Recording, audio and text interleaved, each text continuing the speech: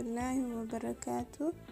Akkam jirtu hordoftoonni chaanaalii kanaa, nagaa keessaniidha miti? Annagaadha alhamdulillah. Arra aappii waan jaalladhe tokkotu jira. Ana waan fayyadeef maafi isiniif sharing goona jedheeti isinitti agarsiisuuf hin dhufe jira. Itoo isinitti agarsiisutti hin deemin dura warri chaanaalii kana subscribe godhini yookaan subscribe godhaati maatii kanatti fayyadama. Akkasumas yeroo video kana jaallattanii like gochuun irraanfatina. Amma garuumes aappicha isinitti agarsiisutti hin deema. Kun aappichi kana fakkaata. English, Oromoo, Oromiyaadha afaan Amaaraatiinis godatti barreeffamee jira.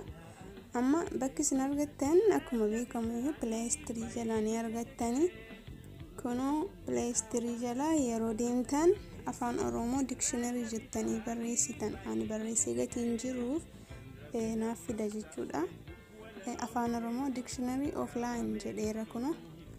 Ansila download godhee gatiin jiruuf akkasumatti naaf fide open jedha. Achi booda open jedhee isinitti agarsiisuuf kun gaafa open jedhu fuulli isaa kana fakkaata.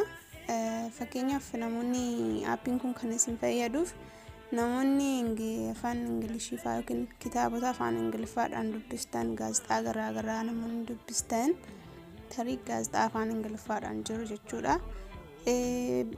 Bakka baay'ee isin fayyada jechootni tokko kan isin dhiban yoo jiraate isin fayyada. Kanaaf isin jechoota isin dhibe sana asirratti yoo dhuftanii katabdan qalaalumatti ni argattu jechuudha. Amma qubeema tokko barreessitaan waa'ee fakkeenyaaf yogurt, yellow, yogurt younger, yourself, thank you, younger, yesterday, yes to all.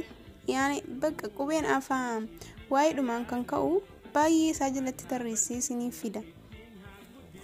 Achirraa booddee isin hiika isaa afaan Oromootti isiniif katabaa jechuudha. Fakkeenyuma tokkoof amma complex jedhee yoon barreesse kun amma kompleksiin asirratti barreessamee jira. Xaxaa jedhee isiniif barreessa. Yookiin wanta wal xaxaa ta'e jechuudha. Akka fayyadamaatti yoo deebine achirraa booda maal godhanni aappichi baay'ee bareedaadha. Sentensii yookiin hima ittiin isiniif ijaara akka ifa isiniif ta'uuf jechuudha. Akka waan biraallee achumaan barattaniif fakkeenyaaf afaan Ingiliziitiin kun he solved a complex problem in no time. Kompleksiidhaan hima ijaaree jechuudha amma fakkeenyaaf. Kanaaf isin fayyada yani baay'ee isin gargaara. Erga afaan Oromootti isin hiikee immoo afaan Ingiliziitiin deebisee hima ijaara jechuudha. Baay'ee isin fayyada. Anan baay'ee na fayyadee gatii jiruuf isiniif share gochuufidha. Kanaaf itti fayyadama. Amma fakkeenyaaf waama tokkoon barreessa hungry yoon jedhe kun hungry asuma irratti barreessama. Yeroo kaan immoo suuraa wajjin illee isiniif fida.